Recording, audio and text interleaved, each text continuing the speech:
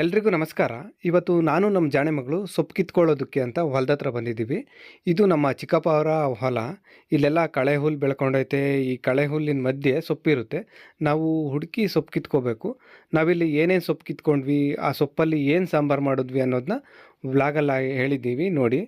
ಈ ಸೊಪ್ಪಿನ ಜೊತೆ ಹುಣಸೆ ಮುಗ್ಗು ಕಿತ್ಕೊಂಡ್ವಿ. ಇದನ್ನು ಸಹ ನಾವು ಸಾಂಬಾರ್ಗೆ ಹಾಕ್ತೀವಿ. ಹಾಗೆ ಇಲ್ಲಿ ಕನಕಾಂಬರ ಗಿಡಗಳಿದ್ವು. ನಮ್ಮ ಜಾಣೆ ಮಗಳು ಇಲ್ಲಿ ಸ್ವಲ್ಪ ಹೂವುಗಳ್ನ ಸಹ ಕಿತ್ಕೊಂಡ್ಳು. ಈಗ ನಮ್ಮ ಜಾಣೆ ಮಗಳು ಕಿತ್ಕೊಂಡು ಬಂದಿದ್ಲಲ್ಲ, ಆ ಹೂವನ್ನೆಲ್ಲ ನಮ್ಮ ಶ್ರೀಮತಿಯವರು ಕಟ್ತಾವ್ರೆ. ಹೂವು ಸ್ವಲ್ಪ ಕಮ್ಮಿ ಇತ್ತು, ಅದಕ್ಕೆ ಪತ್ರೆನೂ ಸೇರಿಸಿ ಕಟ್ತಾವ್ರೆ. ಜಾಸ್ತಿ ಹೂವು ಇಲ್ವಲ್ಲ, ಅದಕ್ಕೆ ಇದು ಮುಡ್ಕೊಳ್ಳೋದಕ್ಕಾಗಲ್ಲ, ಪೂಜೆಗಷ್ಟೇ ಬಳಸ್ತಾರೆ. ನಮ್ಮ ಶ್ರೀಮತಿಯವ್ರೀಗ ಸೊಪ್ಪನ್ನೆಲ್ಲ ಕ್ಲೀನ್ ಮಾಡಿಕೊಂಡು ಸಾಂಬಾರು ಮಾಡೋದಕ್ಕೆ ಹಚ್ಕೋತಾವ್ರೆ. ನಾವಿಲ್ಲಿ ಏನೇನು ಸೊಪ್ಪು ತಂದ್ವಿ, ಈ ಸೊಪ್ಪಲ್ಲಿ ಏನು ಸಾಂಬಾರು ಮಾಡಿದ್ವಿ ಅನ್ನೋದನ್ನೆಲ್ಲ ನಾವು ವ್ಲಾಗಲ್ಲಿ ಹೇಳಿದ್ದೀವಿ. ಆ ವ್ಲಾಗ್ನ ನನ್ನ ಯೂಟ್ಯೂಬ್ ಚಾನಲ್ಲು ಮತ್ತು ಫೇಸ್ಬುಕ್ ಪೇಜಲ್ಲಿ ಅಪ್ಲೋಡ್ ಮಾಡಿದ್ದೀವಿ ನೋಡಿ. ಇಷ್ಟ ಆದರೆ ಲೈಕು, ಶೇರು, ಕಮೆಂಟ್ ಮಾಡಿ.